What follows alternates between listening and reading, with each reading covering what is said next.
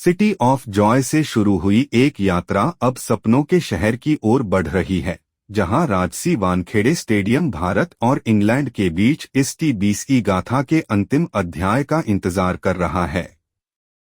हालांकि मेजबान टीम में खुशी बरकरार है, जिसने श्रृंखला 3-1 से जीत ली है, लेकिन दौरे पर आई टीम के लिए जीत अभी भी एक दूर का सपना है।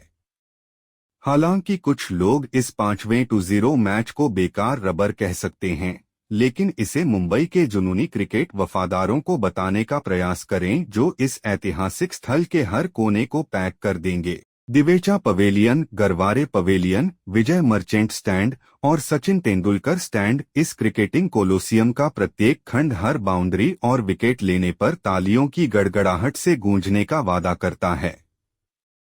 वानखेड़े का जादू ही ऐसा है, जहां एक श्रृंखला का समापन भी खेल का उत्सव बन जाता है।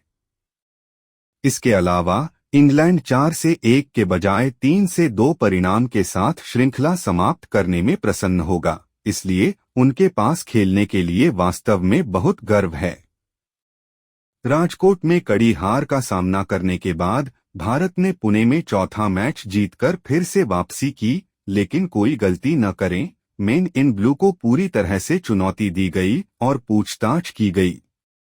पूरी श्रृंखला में अंग्रेज, यह वास्तव में भारत के स्पिन शस्त्रागार बनाम इंग्लैंड की तेज गति वाली टीम के बीच प्रतिस्पर्धा रही है। हालांकि भारत ने श्रृंखला जीत ली है, लेकिन उनकी असंगत शुरुआती साझेदारी को लेकर चिंताएं बनी हुई हैं, जिसका मुख्य कारण संजू सैमसन का खराब प्रदर्शन है। पावर प्ले के दौरान उनके जल्दी आउट होने के कारण भारत अभी तक पूरी श्रृंखला में 50 रन की शुरुआती बढ़त हासिल नहीं कर पाया है।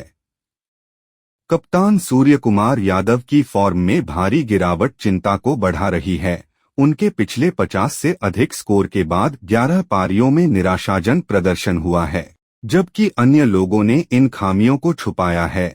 भारत निश्चित रूप से चाहेगा कि इन्हें दूर किया जाए। गेंदबाजी के मोर्चे पर वरुण चक्रवर्ती ने अपना शानदार फॉर्म बरकरार रखा है और रवि बिश्नोई और अक्षर पटेल के अच्छे समर्थन से लगातार विकेट ले रहे हैं। हालांकि शिवम दुबे के कनेक्शन विकल्प के रूप में हर्षित राणा को लाने के भारत के फैसले को लेकर क्रिकेट हलकों में विवाद खड़ा हो गया है। विरोधी टीम ने सवाल उठाया है कि क्या यह वास्तव में एक समान प्रतिस्थापन था। बहुत सारी राय सामने आई हैं, कुछ समर्थन में और कुछ आपत्ति में। जबकि जोस बटलर और बेन डकेट विश्वसनीय एंकर रहे हैं, उनकी बल्लेबाजी लाइनअप में महत्वपूर्ण क्षणों में अलग अलग नायक उभर कर सामने आए हैं। फिर भी एक आवर्ती शत्रुता अंग्रेजी खेमे को परेशान करती है। स्पिन गेंदबाजी के खिलाफ उनकी पारी के मध्य में पतन। पुणे में यह अकिलीज हील फिर से काम आया, जहां उनकी पारी परिचित अंदाज में शुरू होने से पहले ही जीत करीब आ गई थी। जो एक आरामदायक पीछा होना चाहिए था, वह बल्लेबाजों के पवेलियन लौटने के जुलूस में बदल गया। उनकी महत्वाकांक्षाएं लापरवाही से शॉट चयन के मिश्रण से नष्ट हो गईं। साकिब ने इस बात पर प्रकाश डाला कि इंग्लिश पेस आक्रमण सभी सिलेंडरों पर गोलीबारी कर रहा है। महमूद के विनाशकारी स्पेल ने भारत के शीर्ष क्रम को तहस-नहस कर दिया और 3 महत्वपूर्ण विकेट झटके। आदिल रशीद भी उतने ही प्रभावशाली रहे हैं। उन्होंने शानदार स्पिन गेंदबाजी से अपना जादू बिखेरा है। लगातार 4 मैचों में खेलने के बाद जोफ्रा आर्चर इंग्लैंड की रोटेशन नीति के तहत मार्क वुड के लिए रास्ता बना सकते हैं। श्रृंखला का परिणाम पहले ही तय हो जाने के बाद भारत भी इस अवसर का उपयोग अपनी बेंच स्ट्रेंथ को परखने के लिए कर सकता है, जिससे अपनी बारी का इंतजार कर रहे खिलाड़ियों को मौका मिलेगा।